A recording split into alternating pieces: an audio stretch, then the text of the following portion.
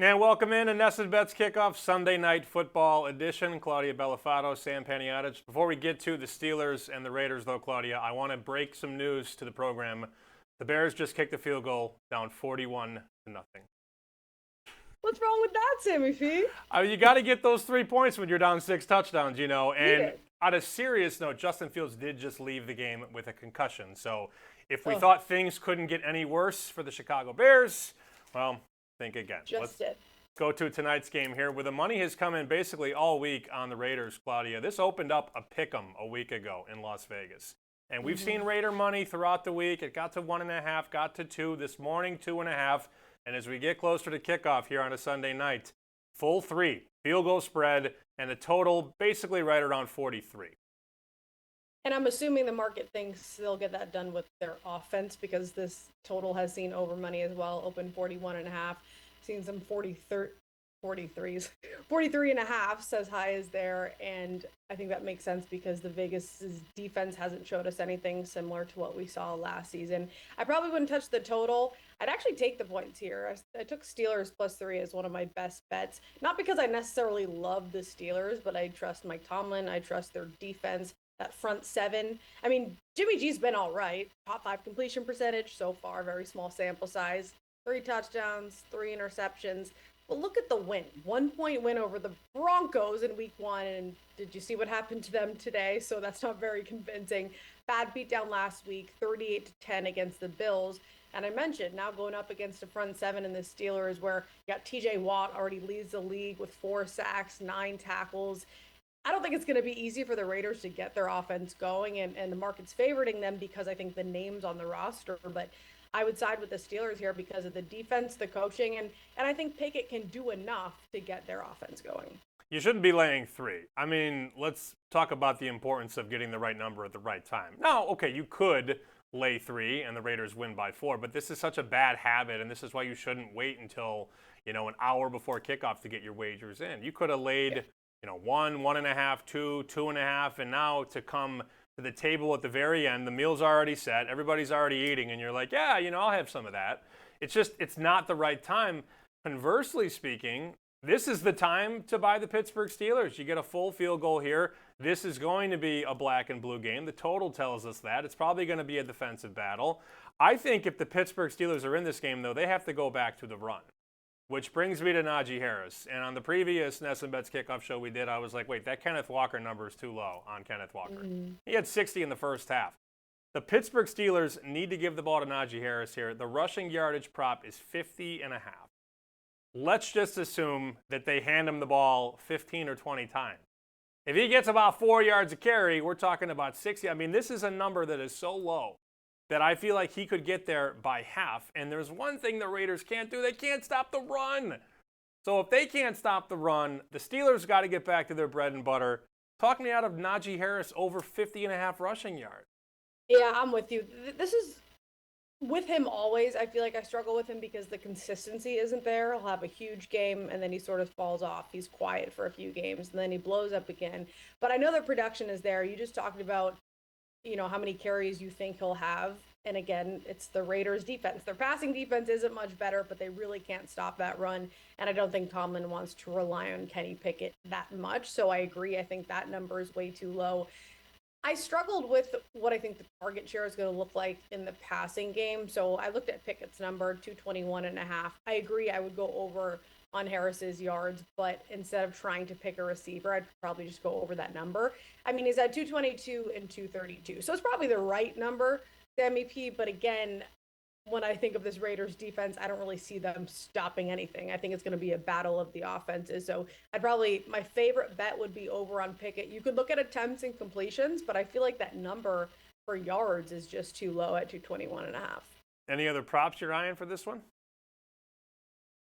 This is maybe just because I have Jacobs in fantasy and I'm hoping that he can get going as well because we saw how explosive he was. The best back in the league last season, leading in yards. And we haven't really seen that yet. And I don't know if it's because the offense is just trying to, get some momentum with a new quarterback under center, which makes sense. But part of me is like afraid to go with Devontae Adams and Josh Jacobs on the ground, who are their clear two best players, but we haven't quite seen the usage like we should through the first 2 weeks. So I'm hesitant. Of course, the books aren't going to lower these numbers. Like Devontae Adams, they're going to line it at 75.5, which is what we're seeing now. He had 84 and 66, but again, we're used to these blowout games with him with super high numbers. And part of me, Sammy, I just don't want to go over that 75.5, and maybe it's because they're facing a tough defense. I look at Garoppolo's passing yardage number, and look, there's always the elephant in the room that Jimmy could go down on any play. I mean, that's one of the most unfortunate injury-riddled guys that we've seen in the last 10 years. I mean, every time things are going well, he finds a way to roll an ankle or land on his thumb the wrong way. So I see a number there, 239.5. I'm not really excited to ever race to the window and put my money on the over, but we think about Pittsburgh, get to the quarterback, and they're always really good in the secondary. They go out and they draft Joey Porter Jr., plop him into the secondary. I mean, that's a really good secondary. So I look at that number, Garoppolo, and lean under. But I think my favorite bet in the game is probably Pat Freiermuth. Not to go over the receiving yardage number. It's not big. It's 31.5. But FanDuel's given me 3-1 for him to get a touchdown at any time. And I'm sorry. This guy, like, he is the biggest target on this Pittsburgh lineup. I know they've got some weapons at wide receiver, but 3-1 on a tight end who has pretty much served as a security blanket. I mean, Pickett looks for him in the red zone. Najee Harris to score a touchdown is like minus 120, minus 130. Mm-hmm. Muth is 3-1. Well, that goes along with the game script that I was just saying in my head. I don't want to try and pick and choose what the target share is going to look like because we don't really know where it's going to go. But you always say, we say it a lot with rookie quarterbacks or new quarterbacks, is that the tight end, like you said, is their safety blanket. Kenny Pickett's not new and he's not a rookie, but he's also not fully trusted to put the ball downfield. So I like that. I think he could find him. What do you think of, like, do you see value in Devontae Adams anytime touchdown, or do you usually not go with those big guys because, of course, they're going to be priced a lot differently than the Freiermuths of the world? Well, I certainly think, I mean, if there's one guy that's going to score a touchdown for the Raiders, it's either Josh Jacobs or Adams. And I think when you look at a total of 43.5, like, it's almost cheaper to play Adams now because they're not expecting, more touchdowns. Like, if this was totaled 47 or 51, he's going to be more expensive to lay to catch a touchdown because they're obviously factoring in the higher total. So, yeah, I mean, this is a guy who should be getting at least 2, 3, 4 targets inside the red zone, and he has shown the ability to separate, go up and get the ball and make the grab. So I would never sit here and say, no, Claudia, I don't like Devontae Adams or Jamar Chase or Justin Jefferson. I mean, when we get into that 150, 160 range, then that's sort of pushing it. The Travis Kelce price range, the minus 170 today against the Bears. He catches a touchdown, but I don't want to lay 170 every night. Right. That's when you talk about the 2 touchdowns, the first half touchdowns, first touchdown. You want to get the plus money. As tempting as it may be, like, it's a lock. It's never going to be a lock. So I agree with you there. I'm also sort of talking myself into this now, debating with the Steelers team total. And I don't know, maybe if I'm fading this Vegas defense too much. I know they really didn't do much against the Niners, but they beat a really tough Browns defense. A defense that is going to be one of the top in the league right now.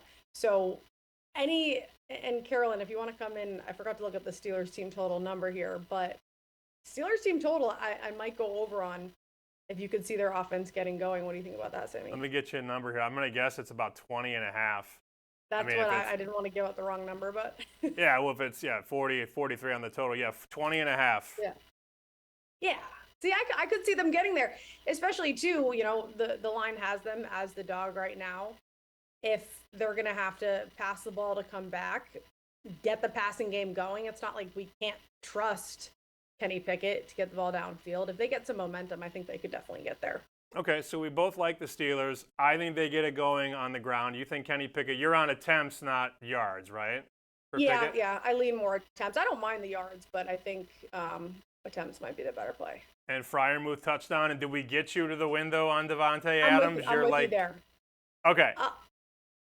I'm with you on Freiermuth. I'm not going to touch Adams. The hesitation in me, sometimes the gut is right. So I'll probably stay away from that one. Okay, all right. I wasn't sure if we were going to do a show bet on Devontae Adams over 74.5. We don't have Okay. to if you don't want to. I'm more inclined to say over on Jacobs because I kind of need him to, but I probably shouldn't bet with my heart like that. And the last Honestly, thing. Sammy P, yeah, my props, I was really hoping Hunter Henry would have a big game today, and I felt so good about that, and it didn't hit. So you know how that happens, right? Once you have a bad loss, you just kind of want to stay away from the prop market. So I want to sit back and just watch the Steelers cover this one. Okay, before we wrap things up here, I can give you the look-ahead number right now. We don't have this graphically, but I will tell you that the Dallas Cowboys next week at home are a 7.5-point favorite against the Patriots. I think I'd take. Okay, well, we've got time to talk about that. We'll talk about it all week long on NESN Let me on think about Lunchline. that. Nobody hold me to that, please. Yeah, it's okay. We got time. That game is 7 days from today, and we'll be breaking it down all week long on NESN Bets, on Lunchline, on the Ultimate Betting Show. For Claudia Bellafato, I'm Sam Panayotovich. Thanks for watching us here on NESN Bets Kickoff, presented by PNC Bank, helping to make banking easier.